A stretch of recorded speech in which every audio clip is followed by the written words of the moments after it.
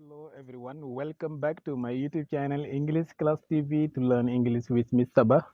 dal leen ak jàmm beneen yoon ci seen YouTube bi di English Class TV ngir jàng anglais jare ko ci wolof ànd ci ak Mr. Ba. ba léegi dañuy continuer ak yéen ci fansu boy yi muy conjonction yi baat yi nga xam ne ñooy relier yeneen ni tur yi wala yeneen phrase yi bi ñu am tey nag mooy so ginnaaw ba ñu amee f mu nekkoon for ak a mu nekkoon n ak b mu nekkoon baat ak or mu nekkoon or mu des ñi ñett yi muy n di nor ak s di so ak y di yet bi ñu am nag tey pour gën la ko mën a leerlal ngir nga am bañ see am benn problème mooy so lan mooy so dinañ ko jàngale ci biir pour fàttali la leçon bi weesu woon amoon nañu so waaye loolu nekkul woon pour conjonction te àndul woon moom rek dafa am lenn lu mu àndatoon nag muy do bu fekkee yaa ngay fàttaliku maanaam bu ñu d'accord ci mbir so do I bu fekkente ne d'accorduñ si maanaam ànduñ si wala suñ tolluwaay nekkul ni comme phrase bi jiitu woon li waa ji wax ñu ne neither do I yaakaar naa yaa ngi fàttaliku leçon boobu ñu dugg nag leeral lan mooy so ci wolof ak ci anglais bu ñu paree indi la exemple yi benn par benn nga comprendre ko incha allah bañ ci am benn problème te di jéem nag di def pratique bu ñu indee benn phrase yow itam boo ko jàngee ngay fexe di indi yeneen phrase di lire di xool fi nga koy fekk ndax mu gën la ko mën a dëggal bu ñu ne so ci anglais danga koy déggee ni mooy kon ci wolof lan moo ko tax a jóg nag day fekk ñaari phrase mooy lan ñaari waxin mooy lan ñaari clause buñ ko waxee mooy loo xam ne boo ko waxee ñu am ci dégg-dégg mu am ñaar nag dependent ak independence maanaam dependence ak independence dependence clause mooy boo xam ne bu ko beneen jiituwul rek kenn du ko dégg independent mooy boo xam ne même bu ko beneen jiituwul moom jiituwul beneen moom kenn kese bu ñëwee dañ koy dégg léegi soow nag bala muy dugg ci diggante ñaari phrase ñaari waxin day fekk benn bu nekk mat na independent maanaam moom kenn kese sax bu ñëwoon danañu dégg wax ji même bu beneen ñëwee tim nag du soppi wax ji waaye day tegtale ne am na lu dox seen diggante benn conjonction soit mu nekk yet wala mu nekk sow wala mu nekk benn ci yi nga xam ne mooy fans boy yi kon ñoom balaa ñuy dugg ci benn dañuy boole ñaari waxin yoo xam ne benn bu nekk matoon na waxu boppam fii bu ñu xoolee exemple ma ne it's 8 o'clock in the morning it's 8 o'clock in the morning mooy 8 heures suba jot na loolu waxu boppam la même bu ko dara jiituwul dara topp ci ku ko dégg mën nga wax ne kon waxtu bi jot na ma amaat beneen phrase let's go to work nañu dem liggéeyi loolu tim clause boppam la dépendre si benn moom kenn kese bu ñëwee danañu dégg wax ci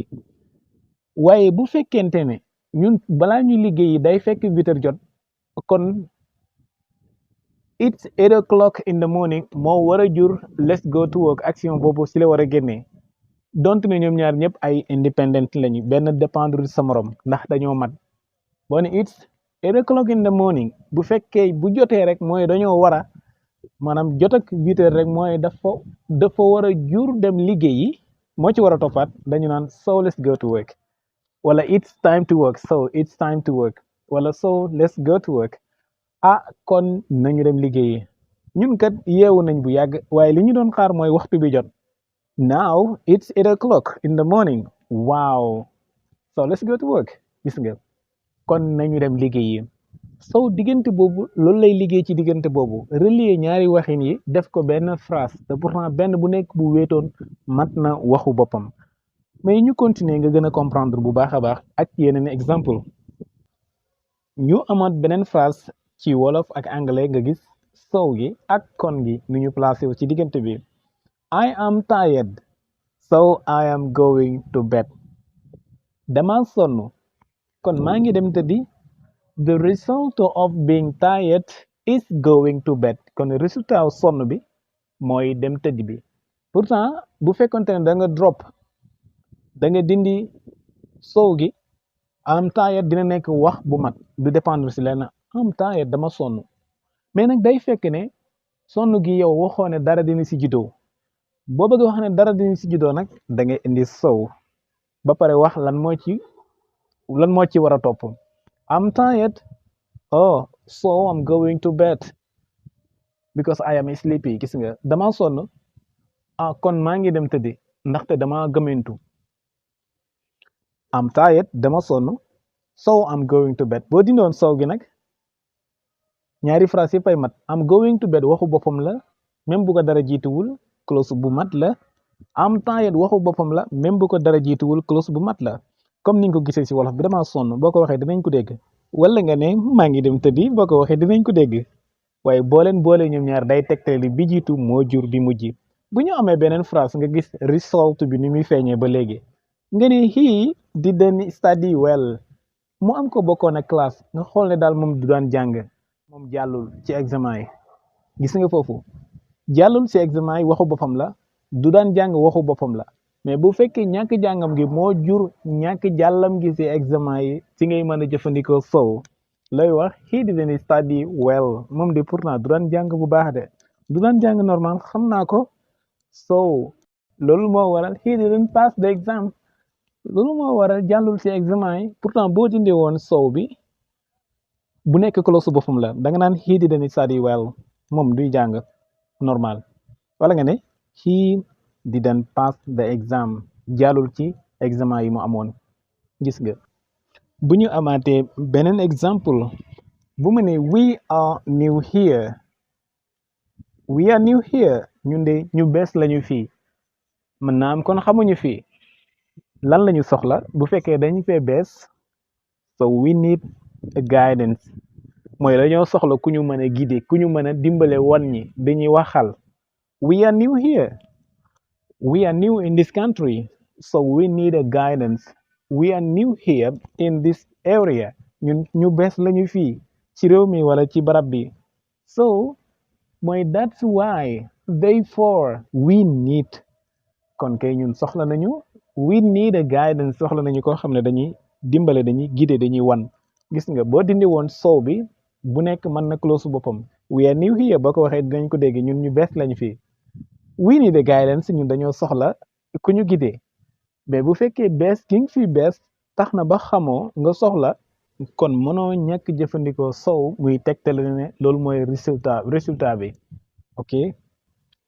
beneen exemple ma ne it's raining outside so nobody is going out today it's raining outside comme mu ngi taw loolu moo jur kenn mënul génn kenn du génn so nobody is going out today loolu moo tax kenn demul génn ci biti tey loolu mooy li ñu amoon ci so bu fekkee dafa war a nekk conjonction nga déglu bu baax ñaari clause lay dox seen diggante clause yoo xam ne benn bu nekk matee na boppam ba même beneen bi bu ñëwul bu ñu ko waxee dinañ ko dégg loolu mooy independent clause boo xam ne dépendre ci beneen xaarul beneen pour mu mat mais pour boole leen def leen ci benn phrase da ngay jëfandikoo so gi li muy tegtale mooy clause bi mujj mooy résultat bi bàyyi ko ci clause bi jiitu pour nga bàyyi ci xel bu baax boo ko war a jëfandikoo wala boo ko gisee ci phrase te nag dafa attention ba léegi bul fàtte ne amoon na beneen fonctionnalité bu mu doon def mooy leçon bi jiitu woon ci so bu ànd ak do wala neither bu ànd ak do bii nag liñ ci doon leeral mooy so bu nekkee conjonction bu fekkee dafa war a relier ñaari phrase ci anglais thank you so much bye bye